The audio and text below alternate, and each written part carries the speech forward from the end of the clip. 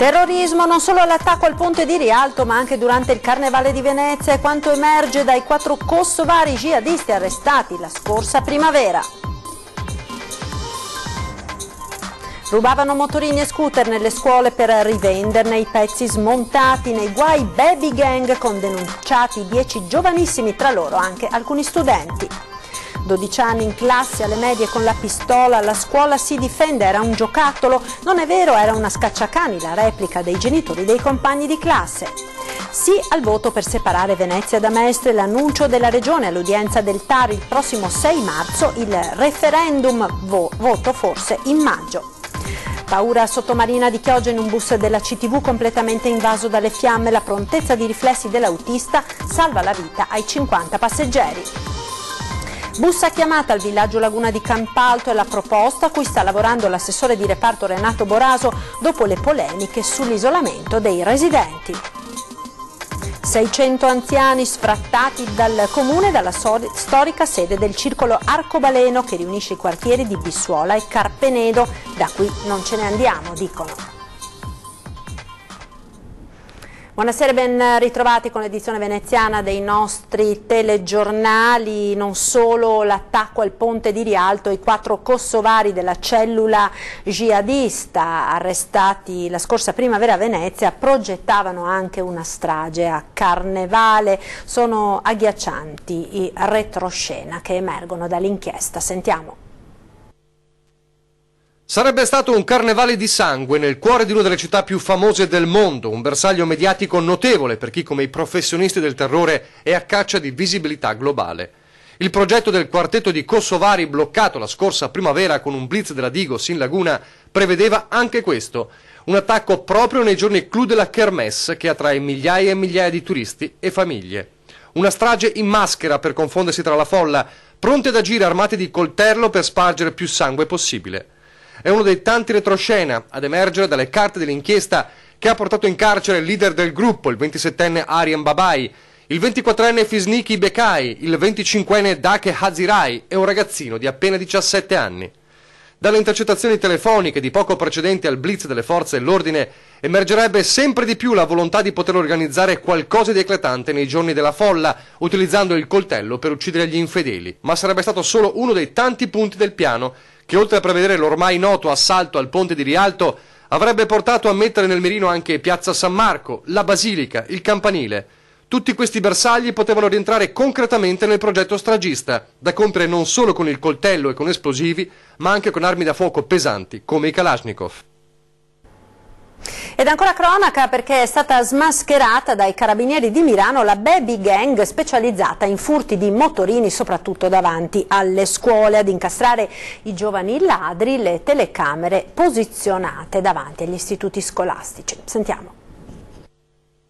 Eccoli, sono soltanto alcuni degli scooter rubati tra Mestre e Marghera alla zona del Miranese. I furti messi in atto da una baby gang rubava fuori dai plessi scolastici dove i motorini restavano parcheggiati e incustoditi per diverse ore. Tra gli studenti si era sparsa la preoccupazione visti i furti registrati da inizio mese, specie fuori dagli istituti 8 Marzo, Lorenz e Primo Levi, nella cittadella scolastica di via Matteotti nel vicino parcheggio Scambiatore. A far scattare le indagini 3 denunce ravvicinate presentate alla stazione dei Carabinieri di Milano. A smascherare i ladri le telecamere posizionate fuori dalle scuole. I baby ladri erano anche studenti degli stessi istituti dove venivano perpetrati i furti, ragazzi dai 13 ai 18 anni specializzati nel furto e vendita di motorini che venivano smembrati per rivenderne anche soltanto alcuni ricambi al mercato nero dell'usato. Bloccati e denunciati a vario titolo 10 giovanissimi diventati da tempo l'incubo degli studenti. In classe alle medie armato di pistola e bufera in una scuola pubblica del Veneziano con i genitori dei compagni di classe del ragazzino che minacciano di trasferire i propri figli in un'altra struttura. Sentiamo. Era una pistola a giocattolo, è entrato, se l'è portato a scuola per farsi bello. Nei pressi della scuola media della terraferma veneziana non si parla che di questo, del ragazzino di appena 12 anni entrato in classe con la pistola, e se dalla dirigenza scolastica ci si giustifica dicendo che si trattava di una pistola a giocattolo, tuonano invece i genitori dei compagni di classe del ragazzino. È inaccettabile, era una scacciacani con tanto di proiettili a salve, dicono, minacciando di trasferire i propri figli in altra struttura. Sicuramente la scuola dovrebbe prendere dei provvedimenti in questo senso, sia verso i genitori, perché insomma i bambini dovrebbero essere controllati. Siamo in un mondo pericoloso per i bambini, per chi cresce. La famiglia può essere sana finché si vuole, ma non riesce a tenerla sotto sorveglianza, perché devono vivere ai loro tempi. Domani l'incontro tra i rappresentanti di classe e la dirigente scolastica, con il dodicenne che per il momento non è stato sospeso. Si attende di sentire tutte le versioni del caso per prendere eventuali provvedimenti. Potrebbe un domani portarsi anche un'arma bianca, tipo un coltello o un'altra roba, e potrebbe far veramente danno ai compagni o alle altre persone che lo circondano, ecco, diciamo. Quindi come intervenire a suo avviso? Ma io penso parlare con i genitori e anche parlare con il bambino e fargli capire che ha fatto un gesto che non doveva. È possibile che un genitore non si sia accorto dell'assenza di questa... Si accorgono, è che in casa loro sono faciloni, non guardano, non sono sorvegliati i bambini, però non vanno portati via dai genitori. Limite agli iscritti di origine straniera nelle scuole del Comune di Venezia, una decisione presa d'accordo tra Comune e Ufficio Scolastico Regionale per evitare un'eccessiva concentrazione di bambini stranieri nelle stesse classi e permettere così una migliore integrazione ed un processo più efficace di apprendimento della lingua italiana. A partire dal prossimo anno scolastico, o meglio già delle fasi di preiscrizione, nelle scuole veneziane primarie e dell'infanzia gli iscritti di origine straniera non potranno superare il 40% del totale dei bambini, percentuale che sarà ridotta al 30% a partire dal 2020. Colpo di scena questa mattina in apertura dell'udienza al TAR, c'è una data per il referendum sulla separazione di Venezia e Mestre. Sentiamo. La Regione ci ha colto tutti di sorpresa oggi con un annuncio ad effetto, ovvero l'indizione del referendum. Con l'aggiunta del 6 marzo verrà fissata la data finalmente, si parla della terza domenica di maggio e quindi questa è una grandissima notizia che abbiamo preso con entusiasmo. La notizia che in molti aspettavano è arrivata in apertura dell'udienza del TAR. Il referendum per la separazione tra Venezia e Mestre si farà. Io avevo messo in mora con una diffida il presidente Zaia chiedendogli giustificazioni di questo ritardo per l'indizione del referendum. Questa è stata la migliore risposta di Zaia e quindi attendiamo fiduciosi, non crediamo che sia una propaganda elettorale perché ovviamente si è esposto ufficialmente con un annuncio in un'udienza pubblica, quindi ritengo che ormai la strada sia segnata. Devo dare atto a Zaia che questo è un compromesso che lo salva e alla fine ne sono anche grato. La Regione dunque non potrà fare marcia indietro secondo Sitran, il cui parere va in contrasto con quello di Chiaro Manni, altro rappresentante dei comitati referendari, che definisce questa decisione una mossa elettorale. C'è poi un altro aspetto che riguarda il sindaco Brugnaro, probabilmente presenterà una richiesta di sospensiva, ma Sitran dice: quello che invece è stato molto sorprendente dal mio punto di vista è stato il colloquio successivo che io ho avuto, sempre al TAR oggi, con l'avvocato amministrativista Giorgio Orsoni, ex sindaco di Venezia, che è stato l'estensore della legge Del Rio che si suppone essere prevalente alla Carta Costituzionale. Io ho dovuto fare notare le incongruenze dello Statuto della Città Metropolitana, lo stesso articolo 1,22 della legge Del Rio che ha scritto lui, che permettono assolutamente le due iniziative che non sono assolutamente in contrasto.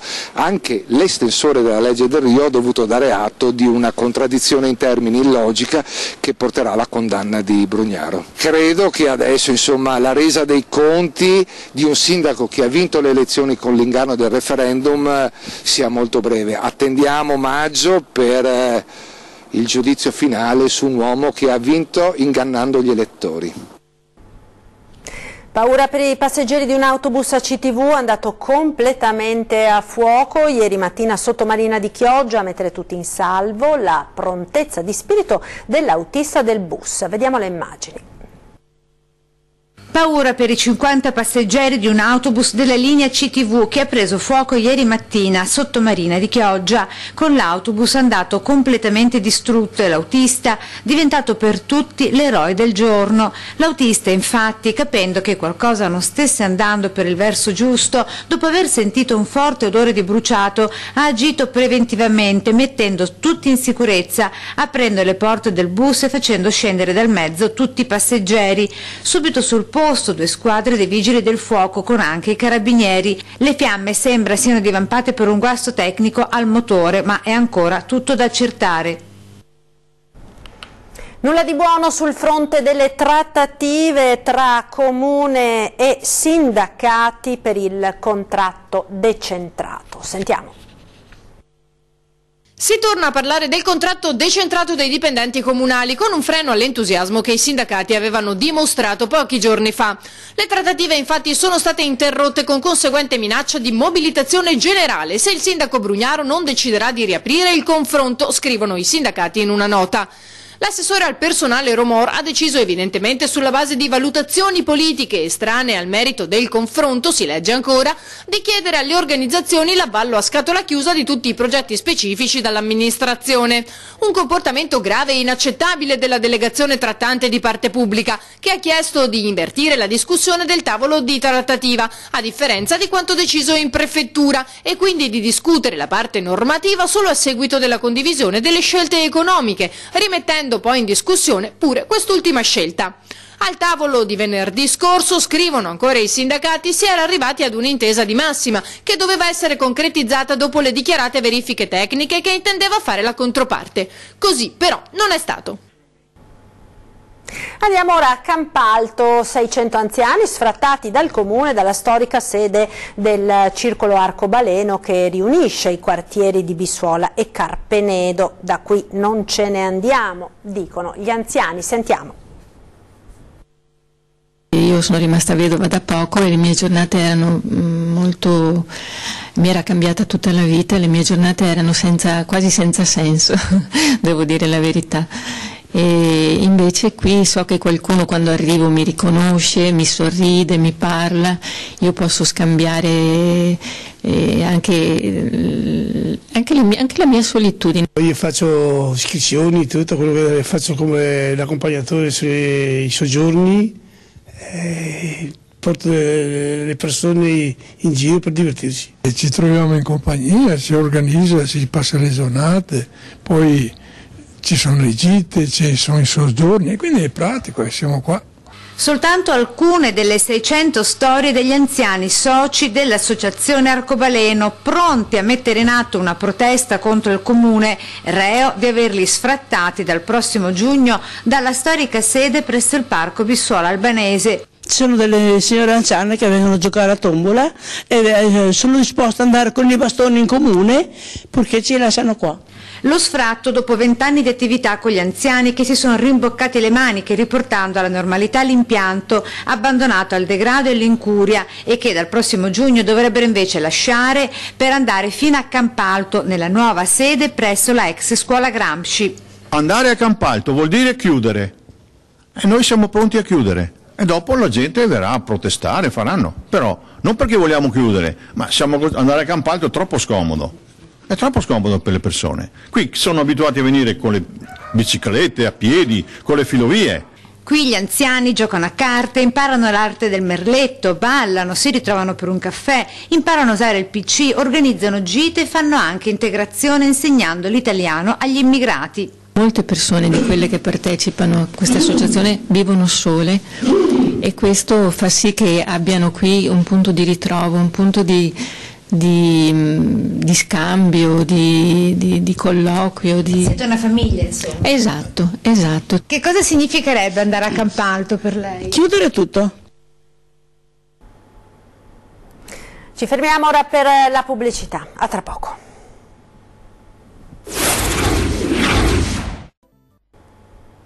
Rieccoci in diretta con l'edizione veneziana dei nostri telegiornali. Andiamo ora al villaggio Laguna, perché dopo la protesta dei residenti per chiedere il potenziamento degli autobus è arrivata la risposta dell'assessore alla mobilità. Sentiamo. Sappiamo che questo è un problema, lo sto analizzando da mesi perché ci siamo anche accorti che la popolazione anziana è aumentata in maniera consistente. Qualche altra amministrazione aveva tolto tutti i servizi, vorrei che qualche volta si dicesse che molte linee di bus nelle frazioni, nei territori sono state tolte da coloro che hanno amministrato la città per 25 anni. Noi stiamo rincorrendo a trovare delle soluzioni specifiche. Le lacrime simboliche dei residenti di Villaggio Laguna che chiedono all'amministrazione linee in più per potersi spostare sul territorio non sono passate inosservate all'assessore Boraso, che sta vagliando da tempo alcune ipotesi, tra cui anche quella dei mezzi a chiamata. Qui stiamo valutando come trovare una soluzione che chiaramente magari non dia la risposta solo al tema delicato e importante dei residenti del Villaggio Laguna, ma che trova magari la risposta anche ad altre situazioni, perché ovviamente la necessità di andare all'ospedale è un fatto importante. Noi abbiamo fatto una linea dedicata anche fino alla notte per collegare più parti del territorio per andare all'Angelo e anche agli altri ospedali, e chiaramente stiamo studiando come risolvere questo problema del Villaggio Laguna. Ricordo anche che prendendo il 9 all'inverso si può arrivare a Favaro, e a Favaro l'ASL ha realizzato da 2 anni e mezzo un distretto sanitario nuovo di zecca con tutti i servizi sanitari del caso.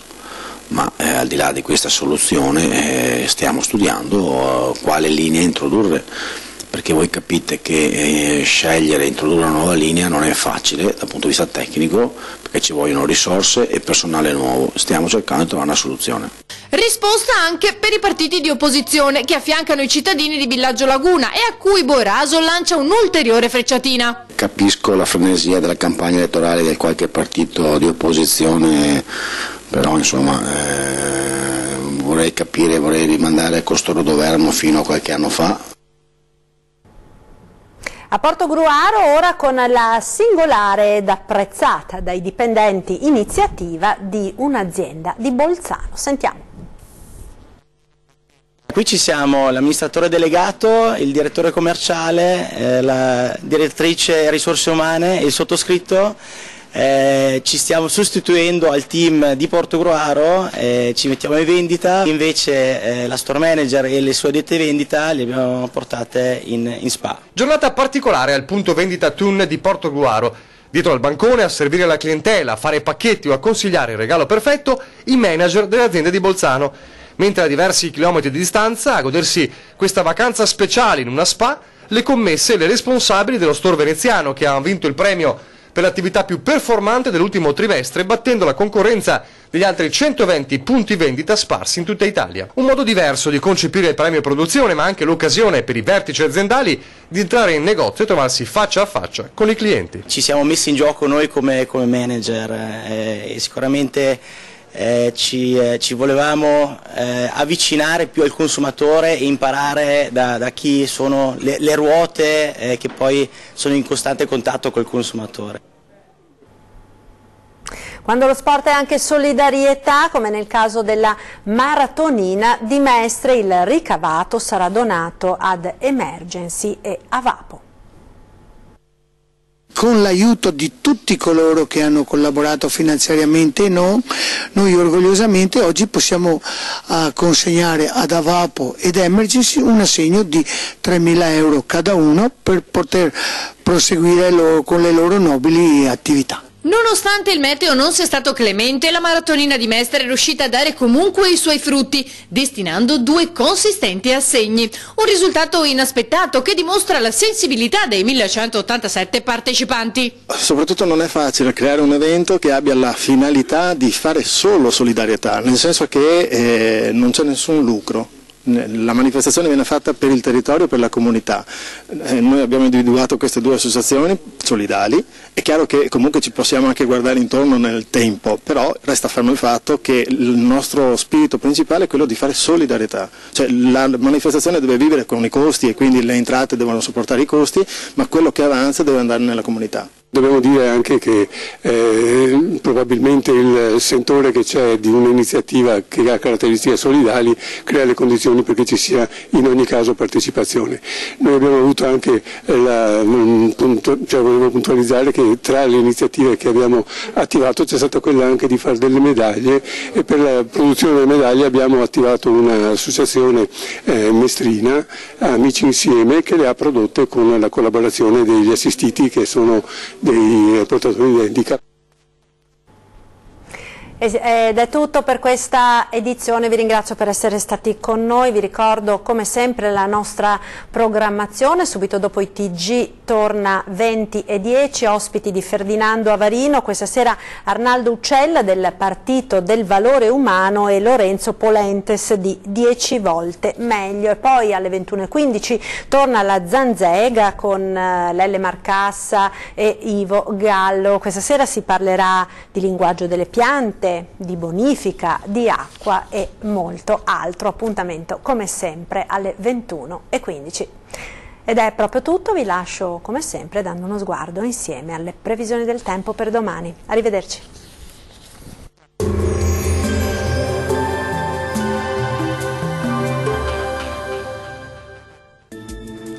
Bentrovati con le previsioni meteo di Antenna 3. Condizioni di maltempo sulle nostre regioni con precipitazioni diffuse, nevose a quote molto basse o fino in pianura. Vediamo insieme il dettaglio di giovedì 22 febbraio. Sul Veneto cielo coperto praticamente su tutto il territorio regionale, con piogge e con locali nevicate fin sulle aree pianeggianti. Vediamo le temperature. Le massime saranno comprese tra 2 e 4 gradi, minime oscillanti invece tra 0 e 3 gradi. Spostiamoci ora a vedere che tempo farà sul Friuli, Venezia Giulia. Previsto cielo coperto ovunque e precipitazioni diffuse con qualche schiarita solo sul Triestino. Per quanto riguarda le temperature, le massime saranno comprese tra 3 e 7 gradi, minime invece tra 1 e 2 gradi.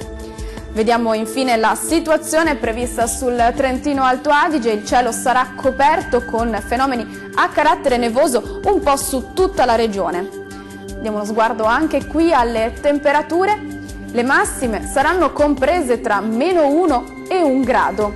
Valori minimi invece sotto lo zero che saranno oscillanti tra -2 e -4 gradi. Andiamo infine a vedere la situazione dei mari e dei venti. Il mare sarà generalmente mosso, venti forti dai quadranti nord-orientali. Dal meteo di Antenna 3 è tutto, arrivederci.